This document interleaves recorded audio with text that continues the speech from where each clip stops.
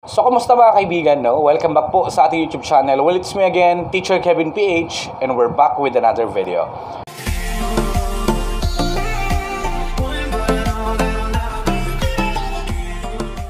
So ngayon, ang dami rin kasi nagtatanong mga kaibigan, no?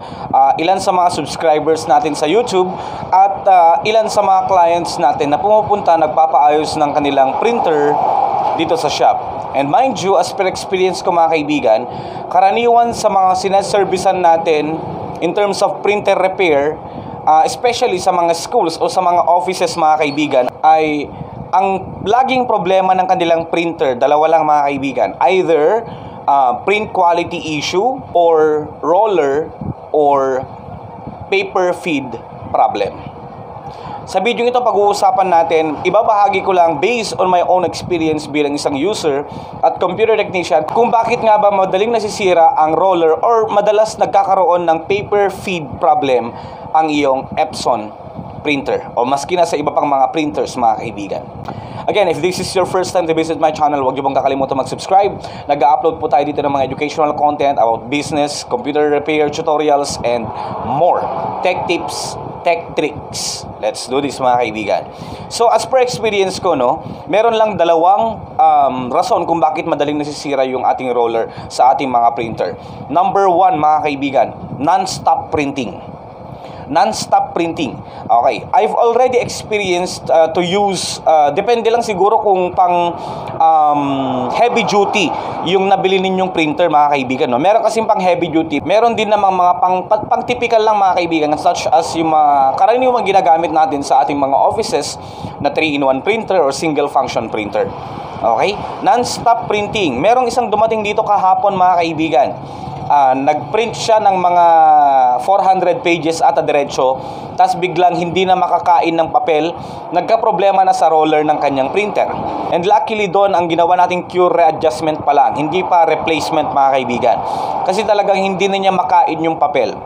Okay, nasubukan ko nang mag-print ng mga about mga 250 pages pa lang ata yon, tas bigla nang ayaw nang kumain ng papel, nagka-problema na sa roller.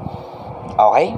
And yun, dapat kasi ang printer, especially kung hindi naman yan pang heavy duty mga kaibigan, kailangan mo ring pagpahingain. Okay? Meron din namang limit yan. Siyempre, kung dire-diretso yan, habang gumagalaw yung roller, merong time na nai-stuck siya, hindi siya bumabalik agad para kumuha ulit ng panibagong papel. Okay? So yon, hindi pwedeng non-stop printing, especially kung typical printer lang din yung gamit natin. Pangalawa mga kaibigan, sobrang paggamit or palagi ang paggamit ng mga papel na makakapal. Especially mga kaibigan sa atin, we cannot deny this one, ano? Kapag tayo ay merong photo printing business, kahit small man yan mga kaibigan, alam naman natin na kapag dinesign natin yung ating printer na pang photo printing lang, syempre gagamit tayo ng magandang quality na papel. Hindi po pwedeng pang eme lang na papel. So kadalasan gumagamit tayo ng makakapal na, especially sa photo paper, lalong-lalo na sa atin na gumagamit ng RC Satin, 260 GSM yon mga kaibigan. So makapal siya. Na-observe ko yon. So far okay pa naman yung isang printer ko dito, pero yun nga lang, pag malapit nang ma-print yung isang picture, saka siya tumatagilid, nagkakaroon siya ng problema. And I think yun na yung main reason, dahil sa kakagamit natin ng makapal na papel.